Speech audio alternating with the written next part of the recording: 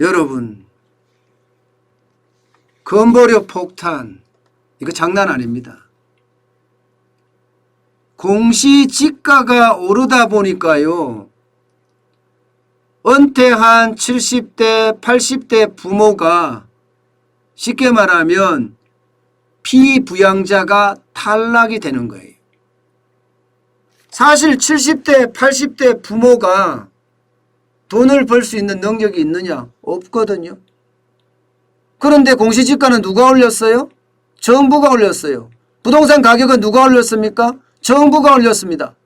그런데 집값이 올랐다고 이게 피부양자를 박탈한다고 하니 이게 참 미칠 노릇이죠. 집값이 올랐다고 하니 버는 것도 없는데 피부양자를 박탈하면 건보료를 내야 되거든요. 건강보험료를 내야 합니다.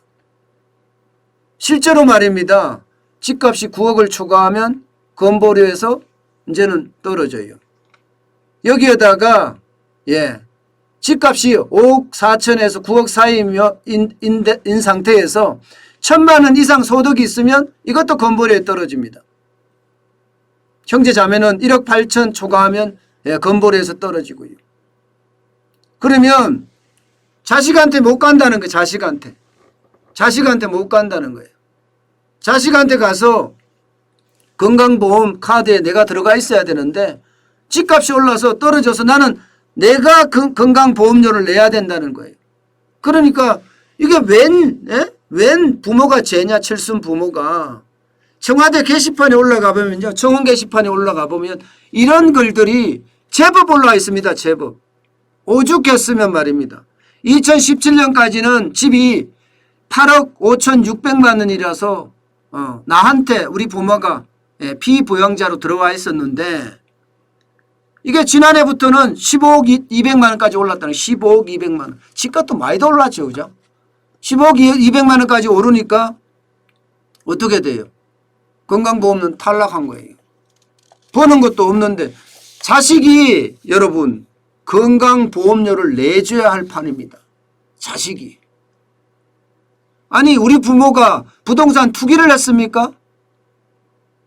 그렇다고 부동산 값을 부모가 올렸습니까? 단지 우리 부모가 죄가 있다면 한 곳에 오래 산 죄밖에 없습니다. 그런데 이렇게 집값은 정부가 올려놓고 보험료는 나한테 내라고 하니 이게 미칠 노릇이죠. 미칠 노릇이죠.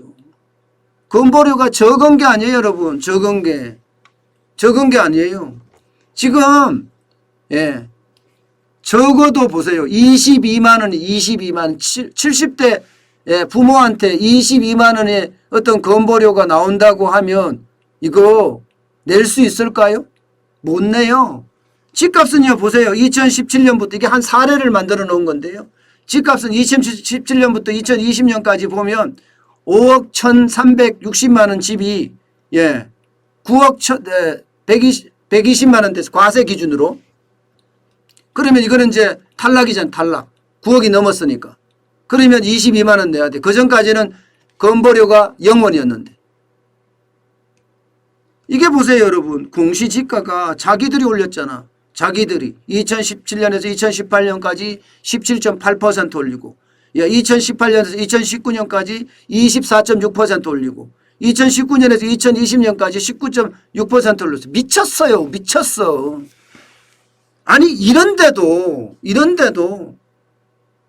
조세 저항이 안 일어나길 바란다고요? 공시지가가 17.8, 24.6%, 19.6%씩이나 올랐는데 말입니다. 여러분 월급이 그렇게 올라 보신 적 있습니까? 여러분들이 아이들 용돈을 줄 때 저렇게 올려준 적 있습니까?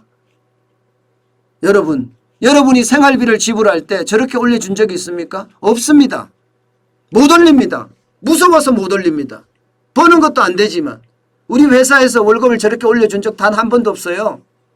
저도 회사 생활 한 30년 했는데 30년 동안 단 한 번도 어느 누구도 월급을 저렇게까지 올려준 적은 없습니다. 그런데 정부가 저렇게 세금을 올려요. 미쳤지 않고서는 저게 가능한 이야기입니까? 그런데도 불구하고 예, 집값 안 올랐다. 세금 안 올랐다. 이거는요. 말도 안 되는 작태라고 보면 작태. 말도 안 되는 거예요. 실제로 말입니다. 공시가 인상에 대해서 여러분 탈락한 사람들이 굉장히 많아요.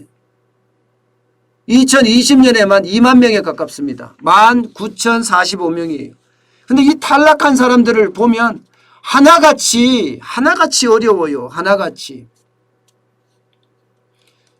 70대 80대 부모님들 예, 그리고 지금 집에서 일하는 가정주부들 그리고 일찍 부모님에게 유산을 받은 어린 학생들 이런 친구들이 굉장히 많다는 거예요. 쉽게 말하면 은퇴했거나 경제활동이 미약한 고령층이 많다는 겁니다. 실질적으로도 말입니다. 직장인 피부양자 2017년까지만 하더라도 2천만 명이 넘었거든요. 그런데 문재인 정부 들어와서요. 1861만 명으로 떨어졌습니다. 1861만 명. 그러면 적어도 140만 명 이상이 지금 건보료를 낸다는 거예요. 이래도 세금 폭탄 아닙니까? 이래도. 그러니 환장을 노릇이죠. 이게 여러분 재산에다가 과세 기준을 하기 때문이거든요. 예, 제발 서민 좀 삽시다. 예, 우리 부모님들 좀 편하게 지내자고요.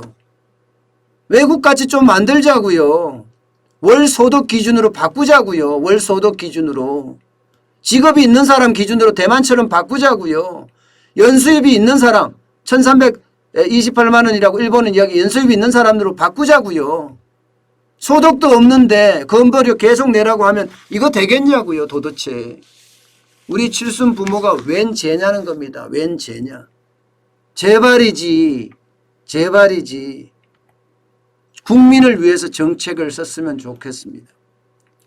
세금을 걷기 위해서 무조건적으로 저렇게 하는 뭐 서민의 정부라고 이야기했지만 어느 누구도 문재인 정부를 서민의 정부라고 믿는 사람은 없을 겁니다. 아마. 예, 오히려 서민에게 돈 뜯는 정부, 세금 뜯는 정부 아마 그 말이 정답이 아닐까 싶어요. 참 답답하네요.